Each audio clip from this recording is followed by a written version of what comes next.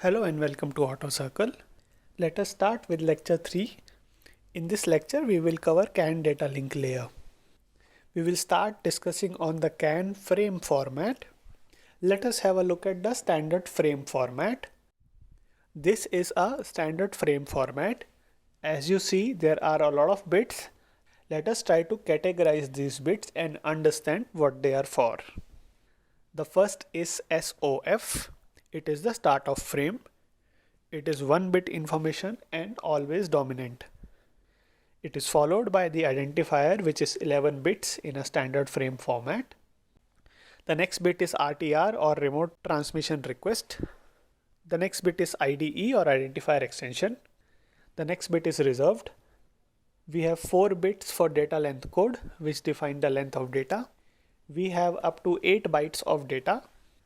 The data bytes are followed by the CRC check and delimiter. This is total of 16 bits. This is followed by acknowledgement bit and acknowledgement delimiter.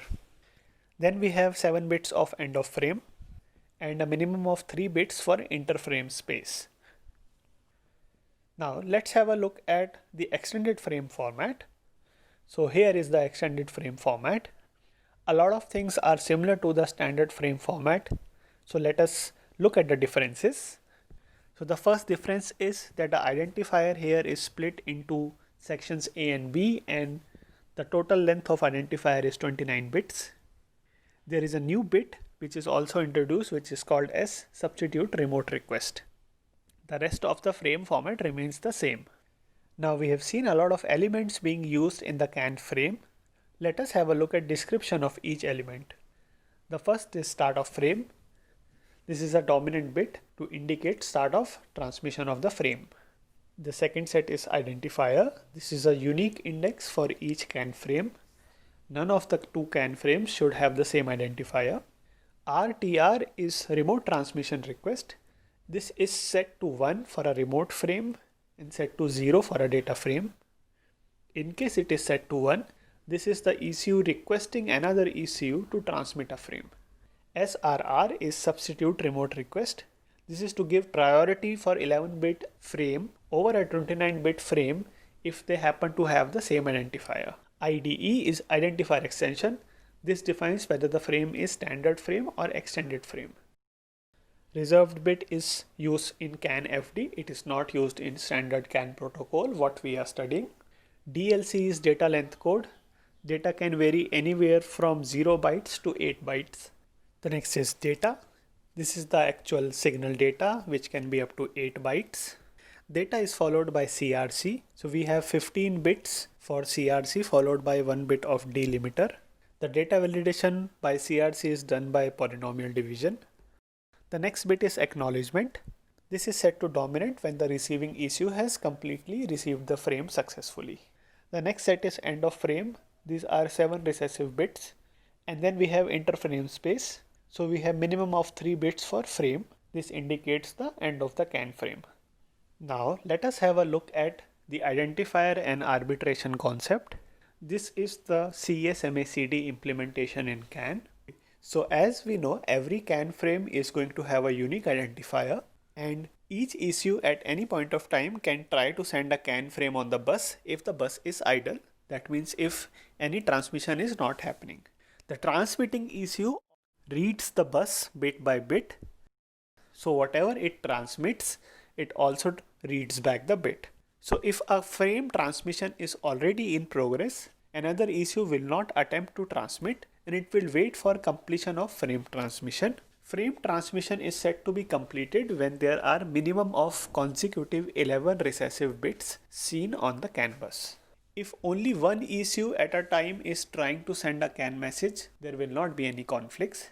The conflicts and the concept of arbitration only comes when there are 2 or more ECUs which are simultaneously trying to send a message on the idle bus. We will see in the next slide how is this problem taken care and what is the arbitration process. Let us elaborate on concept of arbitration by an example. Let's assume we have 3 ECUs on the CAN bus A, B and C, and all of them are going to simultaneously try to send a CAN frame. In the table we can see the identifier of the CAN frame which they will try to send. The goal of arbitration is that one of these ECUs will be able to transmit the complete frame, whereas the other two ECUs will detect that there is a collision and they will stop transmitting.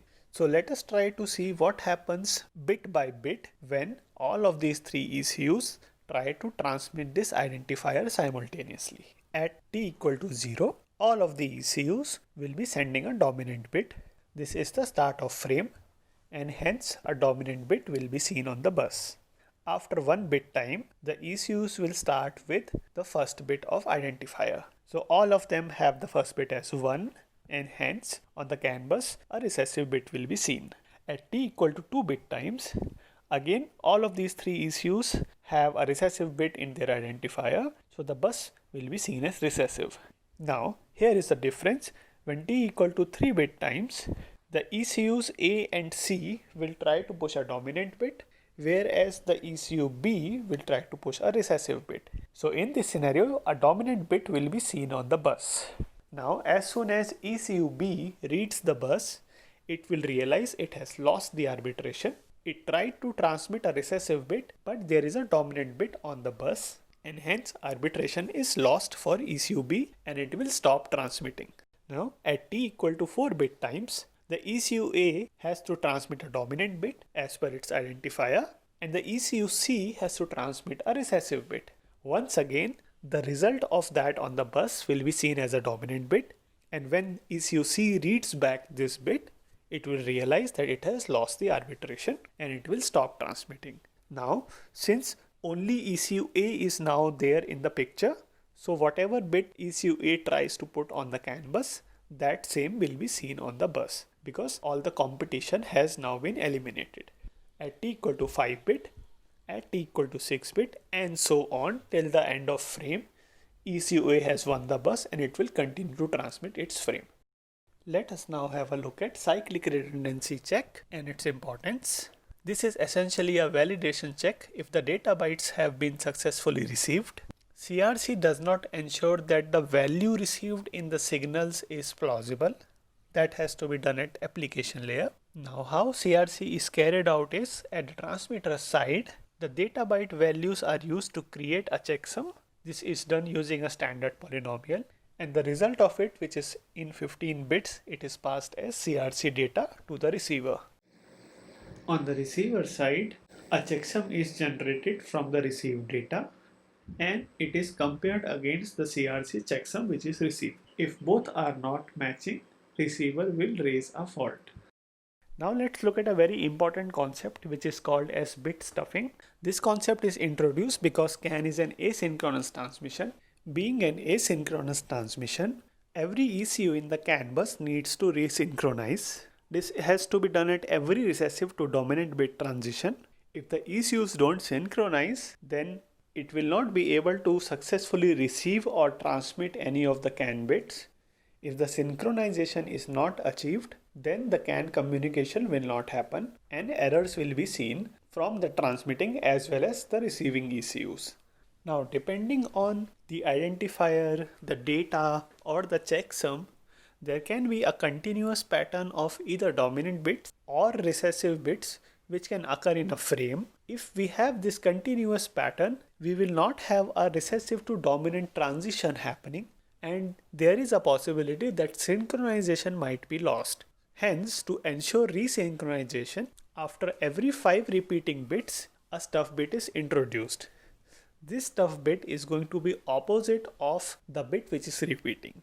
So in case of zeros, this stuff bit will be 1. In case of ones, this stuff bit will be 0.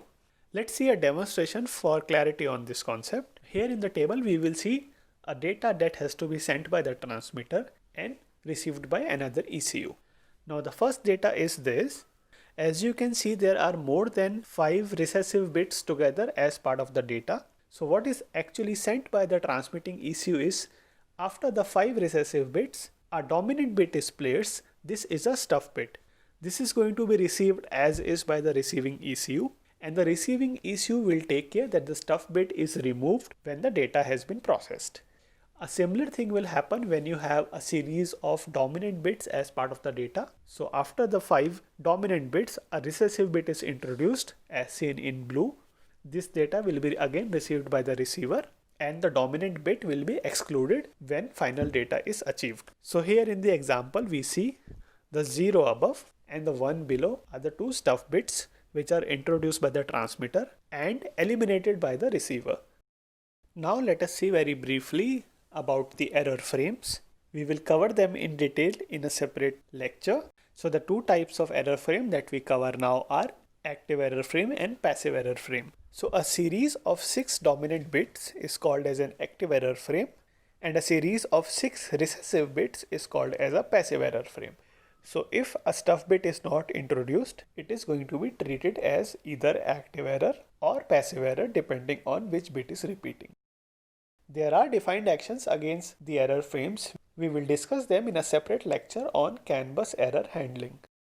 Now let us talk about acknowledgement bit. As the name suggests, this bit is for acknowledging the successful transmission of a frame.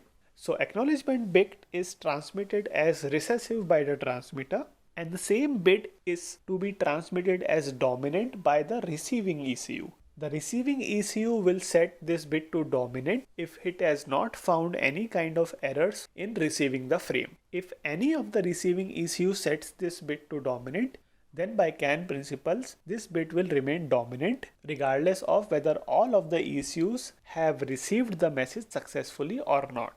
Just like any other bit, acknowledgement bit is also read back by the transmitter. The transmitting ECU expects the acknowledgement bit to be dominant. If the bit is read as dominant, this implies that the message transmission is successful. But if the bit is read as recessive, this means that the message transmission has failed. In this scenario, the transmitting ECU will once again try to send the CAN frame as per the arbitration process.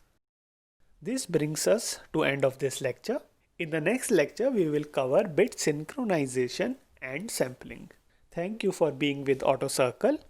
If you have any queries, please type in the comments. If you like the video, please hit the like button and please subscribe to learn more about the design of automobiles.